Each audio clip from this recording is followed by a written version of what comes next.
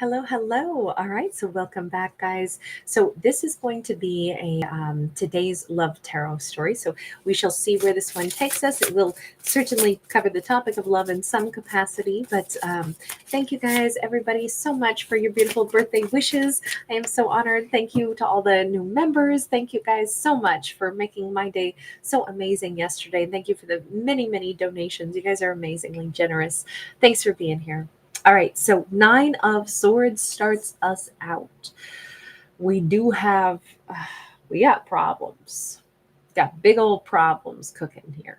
We got a polluted little river. We got all kinds of things that need fixing.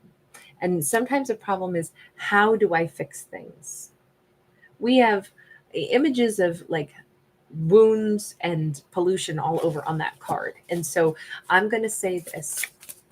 Not a great way to start a love story, obviously, but we have the sun.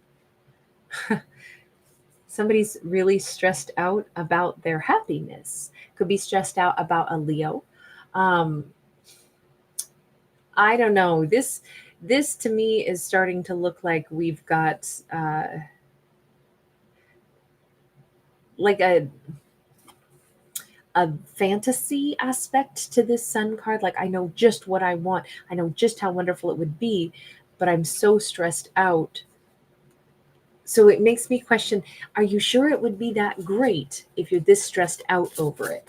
I don't know. There's something about that red sky. There's something about the sun card that just makes me question, how good would this really be? We have a Knight of Wands. We have a Knight of Cups. Yeah, see, okay, so we got somebody who is, I feel like, really lusting, really like they're chomping at the bit to go pursue the thing that they want. They're chomping at the bit to go get to what it is that they are just sure it would be amazing. But they're in Knight's energy. They have a ton of passion, they have a ton of emotion. They want to take action. I mean, this person's like chomping at the bit. They want to go, go, go, go, go. It to the point of like, I don't know, I feel like somebody's in a really busy city and a really busy place. We've got like traffic lights, we've got a big old red light here, yet they want to just blast off. They just want to go for it. And especially with this Knight of Cups, also, I don't know, to me, yes, they want to go make a love offer. Yes, they want to go for this, but look at how messy. There's really not a single thing that is a complete thought in this card. There's nothing here that is completely formed. We have the outline of a man, but his face is blurry. We have like an ice cube, but we got all kinds of other like bits of fruit and other things frozen into the ice cube that we may or may not have intended to drop into our ice cube before we froze it. You know, we've got somebody hugging like a piece of statuary. So, you know, they want to hug somebody, but they're just randomly wrapping their arms around the wrong thing, you know, not a real person, but instead a hunk of statuary. So again, this feels, we got kind of like this geothermal imaging going on down here as well. I have to say, I think that this person's jumbled. I think that they're a mess. I think that their vision of how great everything would be, and if only they could quickly get there, if only they could immediately get there, it would all be better. This feels a little like crazy spontaneous, like oh gosh, what's that song? Must Be Love on the Brain. Hi everyone, great to see you. Carrie Wilson, Lisa's love, Christy, so good to see you guys. We got a 10 of Swords. I feel like this character is so sure that they just have to make a run for it. They just have to do this. They want a cycle of their life to change.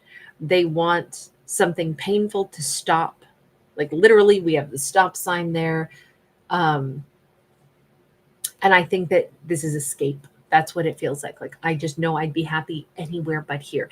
Here's the thing though, if where they're at is this painful, this unhappy, then they're probably spot on actually. It because in truth, anything would be better than staying where you already have a 10 of Swords. 10 of Swords means it's already done anyway, and you want it to be done, and you want to be gone and out of that place. You want to be someplace happy, and frankly, any place would be happier than where they are. But this person is like, it feels like whoever they are, they're just all stirred up, all churned up. They're like I got to do this. I got to go. I got to take action. I got to take action, action, action. Tell me about the stress. Where's the stress coming from? Because honestly, this should just be like the open door of freedom then. This is over. This was not good. I want to leave. I want to go someplace where I'm going to be happy. Let me go do this. We have an Ace of Swords. We have a Queen of Cups. I would read those together and say that this situation, wherever it is, I said, where's their stress coming from? Comes from the fact that wherever they want to go, it may not be an open door. The Queen of Cups exists. She's loving, she's happy, she's wonderful. She's on the phone, but this says they can't call her on the phone. There was a severed connection. Did she tell them, don't ever speak to me? And as she's gone on with her life, she's normally sweet, friendly, kind. She may have a white, fluffy cat. She may be somebody that's genuinely like warm and loving with pretty much everyone in her life. She might look good in white, like white tank top or something specifically, like kind of simple. She got great hair in this also. But and she could have like a classical way of like, maybe she likes classical paintings, like almost Renaissance era or something, or has wall art that looks like that. But I feel like she severed the connection with them. So their big stress is, I know where I want to go, I know where I need to go, but I don't know how to talk to her because I can't, because she won't speak to me. Okay, but hold on. Where are you right now, character? You're someplace where you want this to stop. This is the 10 of Swords. Wherever you're at is 10 of Swords. Where you want to go is where it would be happy, but you can't talk to your Queen of Cups because she cut you off. So where are you right now? Ace of Wands. Yikes. And the 5 of Swords. Okay, he has Speedos on. The reason I said yikes to that Ace of Wands, I've never seen an Ace of Wands that looks so much more like what I would expect a Devil card to look like. Look at the fangs on this little open mouth. That doesn't look so happy. We got like a lightning bolt with the eye. Normally this is passion and desire. If this character chose to be somewhere, chose someone that they thought they were really passionate about, I wouldn't normally say there's anything toxic about an 8 of Wands, but an Ace of Wands. But this certainly has me questioning. And then when we couple it with the 5 of Swords, I mean, this is fighting, battling. Maybe it's just wherever they are is a ton of, fighting and angry words. And that's why we have those little fangs coming out and all the lightning bolts. Because passion doesn't have to mean like, oh, lovey-dovey, oh, that person's so hot. I wanted to go get with some fire sign that I thought was really attractive that had great smoky eyes. It could be where they are is nothing but a battle every day. Where they are is fighting, fighting, fighting. I mean, this is certainly an upset face that we see on this kind of like warrior's body. And we've got this, the entire landscape is collapsed. Where they are is very, very, very difficult. If it ever had love or passion to it, I don't know. Let me ask. We see that they're in massive conflict wherever they're at. So again, anything would be better than being where they are because it's massive conflict and fighting. The circumstances surrounding this, I can't say that it looks like they were in some awesome connection or that they picked somebody. This is a guilt complex. Wherever they have been or why ever they have been someplace, it is because of heavy guilt, remorse, shame that kept them wherever they were. They have wanted to run away from this maybe most of their lives. I don't know if this character has lived maybe just under this heavy, heavy mantle. We see even like the sky is heavy. It's almost kind of looks like the edge of a planet is like pressing down on Earth. And since we have a cheetah, it's like they've always wanted to escape this sense of shame, this sense of, I don't know if they've lived a very restricted life and they've always wanted to get out from underneath this kind of pressure. They could be trapped in a situation that's just filled with continual pressure, pushback. They could be heavily, heavily watched and judged. This could be like, I think a lot of judgment maybe comes from environment. So a community that's really judgy, family, peer group, however it may come across. But and then sometimes we internalize it and then we just become super judgy against ourselves because that's what we've been steeped in. So however this is, it where they're at right now is something they've always wanted to get out from under that, but they're finally hit that final straw. Like, I can't keep doing this. This is awful. I want I want to be different. I don't want to keep doing this. Okay, but hang on. Let me go back over. Why did the Queen of Cups use her sword to cut you off? The Fool in the reverse, because you weren't moving toward her, you weren't doing anything. The Fool should be the leap of faith forward. The Fool should be, here I go. I'm pursuing. I'm changing what I need to in my life. I am willing to take this leap. This feels, we have the kind of the spiral of a seashell, and it's, very much like the divine logarithm or sequence of numbers, from the universe. So it's like, I know that this is divine. I'm going to change my life. I'm going to do this, but they didn't. And so the Queen of Swords, or excuse me, Queen of Cups, used her Ace of Swords to say, I don't want to talk to you on the phone anymore. I don't want to talk to you at all when you're not making changes. Crystal Suzanne, hi, Angel. I can understand why this Queen of Cups would have said, you're not able to make decisions, or you're not doing anything to come toward me, so I don't want to talk to you anymore. I feel like they couldn't make changes at the time. They weren't brave enough or able enough at some point. Queen of Cups, what are you thinking about right now? In regards to them specifically, it's funny, we don't even have a name for them yet. We don't know if they're masculine, feminine. I mean, I never read for genders anyway, but I can't even call them by a name. Oh, she can. She says, King of Swords. They're smart. She says, I think of them and I think this is a smart person, but it's a person who lives in whatever you see all the skulls. They live according to a very stringent past. They live in the past, or they even live by like a very tight structure. I mean, even look at this. This looks like a really dreary, I feel like she's very aware of where they've been. She knows their whole situation. And it's funny because she doesn't have any disrespect for them. She probably cut them off because she sees them as a king upright. So she said they made the decisions that they made because of who they are. It's not a disrespect. That's just a matter of fact. They did exactly what they decided to do. She may think that they don't make emotional decisions, they make logical ones. But in her mind, they made the decision that they made because of who they are. And she, in turn, made her decision. Would you want anything to do with them? And we see that you cut them off. Yes, you did very good. You were very, very loud. Hang on. I'll be right back with this Princess of Swords. But you did really good. But I would love it if you were just quiet instead, because it's nighttime. How about you lay down on your couch now? Because I think we're safe. I think everything's going to be okay. I don't think you need to bark anymore, okay? Oh my boy. With the Princess of Swords, I I don't know. This is about sometimes spying, sometimes gathering information, sometimes trying to figure things out. This feels like it's been kind of a tough run on all of this. If they have been keeping tabs on her all this time, and it's very possible that they have been. Death card. I don't know. It kind of looks like she doesn't want them to anymore.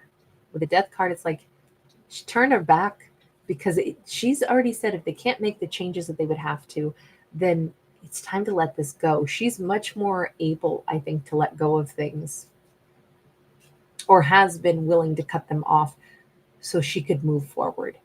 Because it's kind of like you transform stuff or you let it go.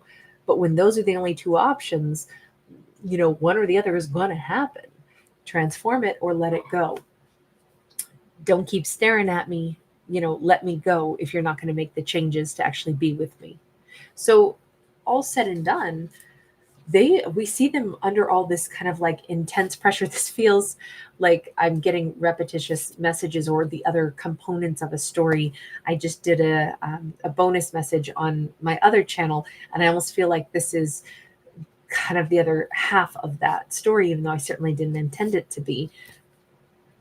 Let me go back to the two knight cards. I mean, that's maybe the name that I should give this person, is that they're a knight.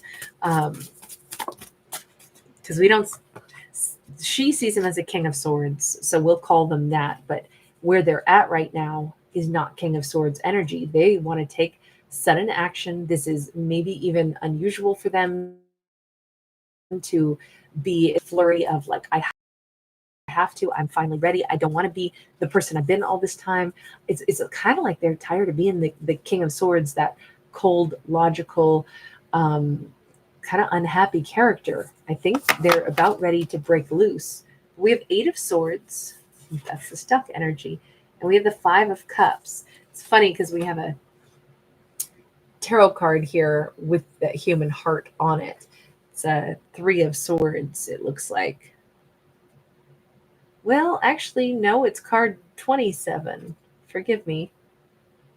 So it's just a playing card, but it's a heart with an arrow through it. Gosh, all of that intensity that's kind of rolling off of them, it's because they are trying to do something that they've never done before. They're trying to get themselves unstuck, but unstuck kind of from like a life of misery, unstuck from, I don't know, we do have somebody ill in this picture, and like a caretaker overseeing them. This almost feels like, like the angels are here watching out. There's this, like merciful, loving spirituality to this. I'm almost wondering if for this fictional story, they may be going through a loss. Like this feels like a death and rebirth cycle, either of for themselves, or that they have recently like had a family member be ill or something, and it really put in perspective like, wow, our mortal lives are short. We should really choose as much happiness as we can. We don't want to have regrets. We don't want to miss out on love. We don't want to do things like that our whole lives, because anytime if we're sick or somebody else is sick, it really drives it home. Like, wow, we're supposed to really cherish the life that we have and our good health, and love our lives, not live in a constant state of shame and pain and hurt and sorrow and the what ifs and the only if I could have. I wish I had had the courage to face scrutiny and just go after what I loved anyway. I wish I'd had the courage to not let other people's judgment of me make me not go after the thing or the person that I love. I wish that I had done that. I kind of feel like that's been driven home for them, and it's making them like kind of freak out. I have to go do this now. I've been so stuck and I'm missing out. And now I feel this huge sense of loss for the love I could have already shared with that Queen of Cups. I could have already been with her. I wasted all this time. Like it feels like that kind of, like, oh man, my heart's kind of beaten because what have I been doing? I've been wasting time not being with the person that I loved. And it's suddenly like striking them. So are they going to take action? I mean, when you get that much of like a realization, hell yeah, they are. And this one they are.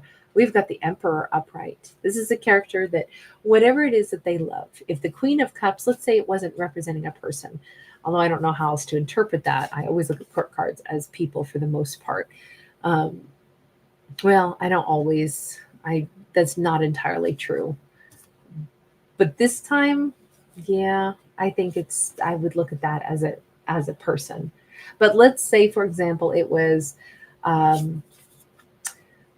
something that they emotionally always wanted to do. They always wanted to become a dolphin trainer. They always wanted to go work at SeaWorld or something, and they didn't. They're going to now. I think that this is more about love, but I think that this is possibly the story of a divine masculine who's finally going to walk the path. I don't know if this is like a certain age. Maybe this is, I'm not going to say it's a midlife crisis because it's not that. Even though it feels like they're having a moment of intensity, I don't feel like this is a moment of crisis moment.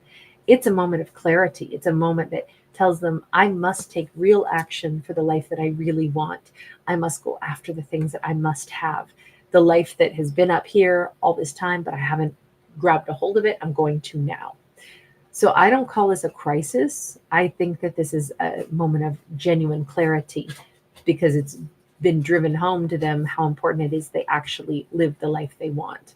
So a divine masculine is really taking charge. They have reached emperor status. And the road, I don't think anything's going to get them off track. I mean, I feel like they may be sending up a bit of a prayer to whatever they believe in, but the road is pretty clear behind them. I think this is like the sending a prayer, lighting a prayer. Maybe they're going to go visit, final resting place of a loved one, an ancestor, and say, you know what, you taught me how to live life, and so thank you for that. I'm going to go and I'm going to pursue what I need to. It kind of feels like they're touching base before they take off and they actually follow their heart. What about Queen of Cups? Queen of Cups, are you going to be down with this? Because I would say they're making a beeline for her in this. Seven of Pentacles. It's been a really long time, but 7 is a divine number. We got blue roses here, so certainly this love has turned kind of like stone cold, like blue. But at the same time, because the 7 of Pentacles, yes, it's passage of time, but also shows ability to have had growth. And this is about finally having the harvest. So if this, she's asleep, I don't know, they may be reaching out to her, waking her up. You see the hand on this person's head and she's like asleep on her hand. It almost feels as if she's going to awaken to this. I don't know that she's expected this out of them. I feel like this is something in her subconscious at this point. It's probably why the roses, this romance, this idea has not had, like blood flow going through it. So everything turned blue. But I feel like she's going to be awakened by them, awakened by a message or something from them. We have the Lovers card. Boy, we have the hands in prayer position, like there's this hope and a prayer, and then we have this hand cupping and they're holding this little sliver of the moon. I feel like this character is this emperor now. We'll call them King of Swords. They went from a knight to a King of Swords to an emperor. We've seen a tremendous divine masculine, I'll say, expansion. And now that we see him in this very like glorious way, he's also still coming in quite humble. He's hoping she will choose him. He is offering the whatever bits of his life he never expressed before. He's offering that explanation since he's offering the moon. There was some very important component that she didn't know about whatever his life has been, whatever his fears were, why ever he remained stuck. He is coming in and he's praying that'll be enough to express this and then have her take him back, because he wants the lovers connection all over again. This could be a same-sex couple, doesn't have to be. I only mention that because we actually have 2 characters down here, and I genuinely couldn't tell if they're depicting masculines or feminines. It's kind of androgynous. It could be either or neither. It doesn't matter. It's just I try to go with what we see on the cards to help describe our character. But I think it boils down to I feel like this is the first time this character will have done what was true for them in their entire life. And it took them getting to a certain age to where they either were thinking about their own mortality or getting to a certain place in their life where they were, looking at mortality and the importance of doing what we must do in this lifetime while we have opportunity to really drive it home that, hey, this is the life we've got, that we, at least the only one that we know of consciously